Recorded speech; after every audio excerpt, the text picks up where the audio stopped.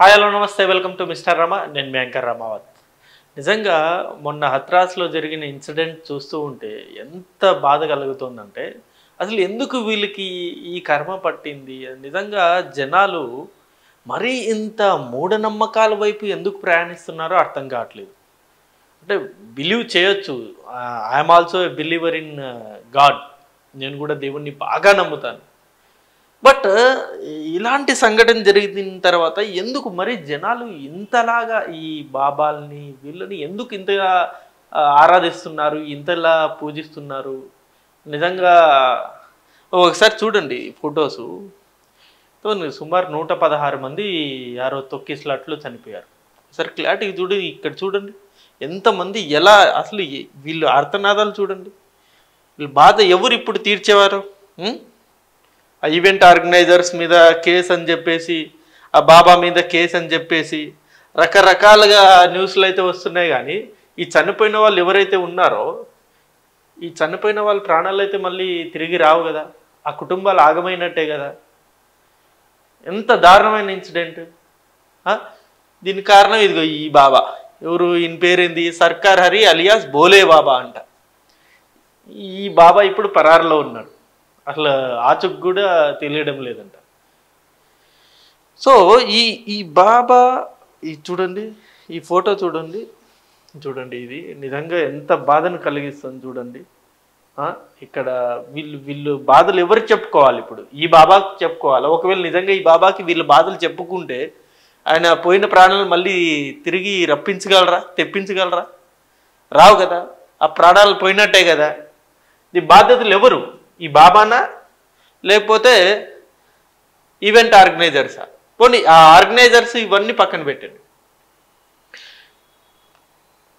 నేనేమంటానంటే ఈ దుస్థితికి కారణం ఆ ఈవెంట్ ఆర్గనైజర్లో, ఈ బోలే బాబాలో కారణం కాదు, జనాలే. జనాలు మారాలి, మార్పు రావాలి. స్టిల్ ఇప్పటికీ కూడా జనాలు ఇంకా ఇలాంటి బాబాల్ని నమ్ముతూ ఉన్నారంటే ఇంకా ఈ యుగంలో కూడా, ఈ కాలంలో కూడా ఇంకేమని చెప్పాలి? ఇకనైనా మూఢనమ్మకాలు వదిలేయండి అని చెప్పేసి ఇప్పుడు ఈ వీడియో ఎందుకు చేస్తున్నా అంటే ప్రధాన కారణం ఇలాంటి మూఢనమ్మకాలు. అంటే పలానా బాబా దగ్గరికి వెళ్ళి కలిసి మన ఏదన్నా బాధలు చెప్పుకుంటే ఆయన ఏదో మంత్రం వేసి ఏదో విభూది ఇస్తాడు, ఏదో సంథింగ్ ఇస్తాడు, మన ప్రాబ్లం అన్నీ సాల్వ్ అయిపోతుంది అని చెప్పేసి ఇప్పటికీ స్టిల్ చాలామంది బిలీవ్ చేస్తారు. సో ఆ బిలీవ్ అనేది కొంతవరకు కరెక్ట్. ఆ బిలీవ్ మరీ విపరీతంగా బిలీవ్ చేస్తే ఇదిగో ఇలాంటి సంఘటనలు జరుగుతూ ఉంటాయి. అంటే మొన్నటి వరకు ఇలాంటి వ్యక్తులు చాలామంది రెచ్చిపోయారు, ఇక మాకు తిరుగు లేదు, మేమే ఇక శాసిస్తాము అని చెప్పేసి. సో అందులో ప్రధానమైన వ్యక్తి ఇగో వేణుస్వామి గారు కనబడుతున్నారుగా స్క్రీన్ మీద. ఆయన నేను చెప్పిందే వేదం, నేను చెప్పింది 100% జరుగుతుందని చెప్పేసి మొన్నటి వరకు ఎలక్షన్ రిజల్ట్స్ వరకు కూడా విచ్చలవిడి కామెంట్స్ వేశారు. ఒక టీవీ ఛానల్లో కూర్చొని ఇష్టం వచ్చినట్లు మాట్లాడారు. నెక్స్ట్ జగన్ గారు తిరిగే లేదు, జగన్ గారే ముఖ్యమంత్రి అన్నారు. ఇవాళ జగన్ గారు ప్రతిపక్ష హోదా కూడా లేదు. అంతకుముందు ఇక ప్రభాస్కి అసలు హిట్లే రావు, ఆ ప్రొడ్యూసర్స్ వాళ్ళ జాతకాలు చూసుకోవాల్సిందే అన్నారు.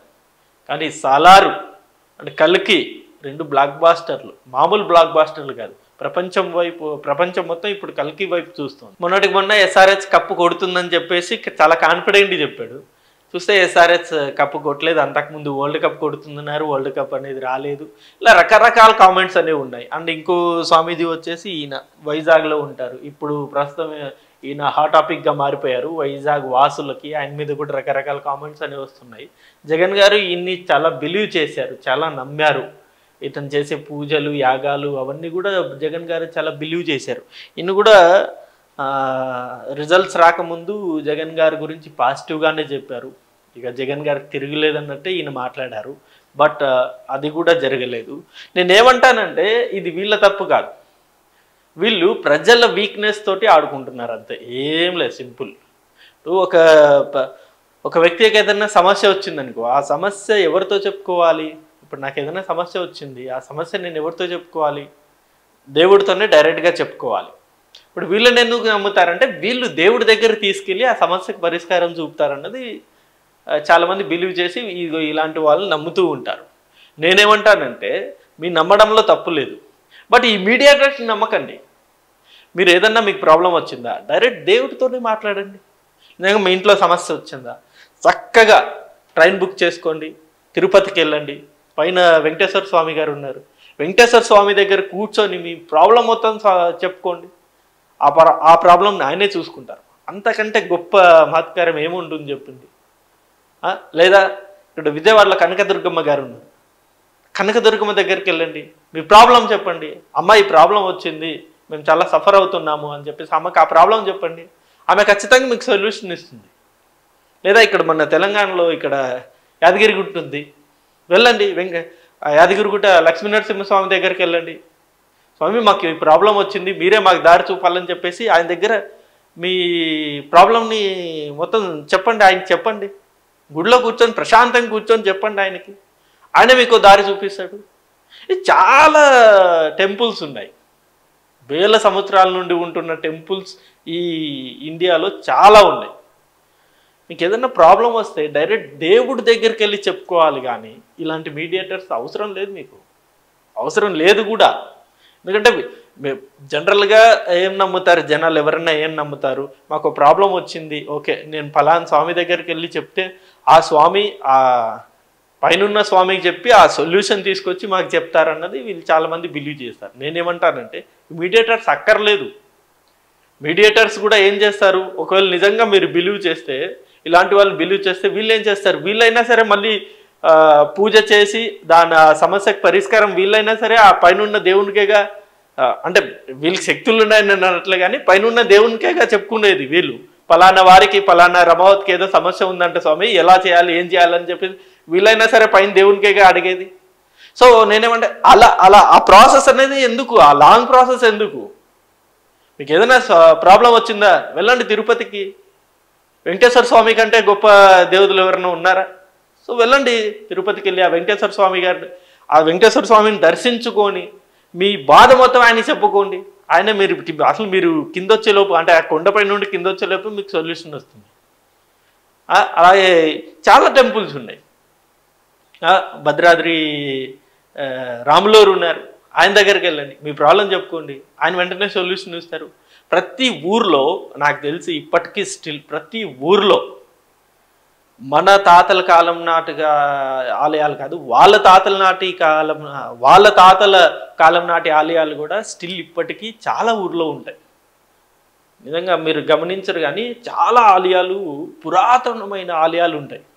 ఎన్నో శక్తి సామర్థ్యాలు కలిగిన ఆలయాలు చాలా ఉంటాయి చాలా ఊర్లో లేకున్నా ఊరి బయట కానీ, లేకపోతే కొన్ని ప్లేసెస్లో నేను చాలా అబ్జర్వ్ చేసింది, ఊరి బయట ఆ కొండ మీదను లేకపోతే ఏదన్నా ఒక ప్రశాంతమైన ప్లేసెస్లో ఆ పురాతనమైన గుళ్ళు ఉంటాయి. ఆ గుళ్ళకి వెళ్ళండి. నిజంగా అవి ఎంత పవర్ఫుల్ అంటే, ఇప్పుడున్న గుళ్ళు ఏవైతే ఉన్నాయో, ఇప్పుడు కన్స్ట్రక్ట్ చేస్తున్న గుళ్ళ కంటే అవి చాలా పవర్ఫుల్. ఎందుకంటే అప్పట్లో ఈ గుడిని కన్స్ట్రక్ట్ చేసేటప్పుడు చాలా మహిమలతోటి కన్స్ట్రక్ట్ చేసేవాళ్ళు అప్పట్లో. అవి చాలా పవర్ఫుల్. అలాంటి గుళ్ళకి వెళ్ళండి, అక్కడికి వెళ్ళి మీ ప్రాబ్లం మొత్తం చెప్పండి, మీకు డెఫినెట్గా సొల్యూషన్ దొరుకుతుంది. అంతేగాని వేలు ఖర్చు పెట్టి కోట్లు ఖర్చు పెట్టి ఇదిగో ఇలాంటి వాళ్ళ దగ్గరికి వెళ్ళి మీరు సొల్యూషన్ అడిగితే ఏమొస్తుంది, ఏం రాదు. ముఖ్యంగా ఇలాంటి వాళ్ళ దగ్గరికి వెళ్తే ఇలాంటి సంఘటనలు జరుగుతాయి, యాత్రా సంఘటన. సో నేనేమంటానంటే దయచేసి ఇలాంటి వాళ్ళని నమ్మకండి. నేను ఒకటే హంబుల్ రిక్వెస్ట్, మీ నమ్మకం ఓకే మీరు నమ్ముతారు అనుకోండి, నమ్మినా సరే ఓ లెవెల్ వరకు నమ్మండి అంతే. ఇంకా ఎక్స్ట్రీమ్ నమ్మాలనుకుంటే ఆ దేవుడినే నమ్మండి అంతే. సో ఇది వీడియో. ఈ వీడియో మీద మీ అభిప్రాయాన్ని కూడా కింద కామెంట్ రూపంలో తెలియజేయండి. So thank you for watching this video. Thank you.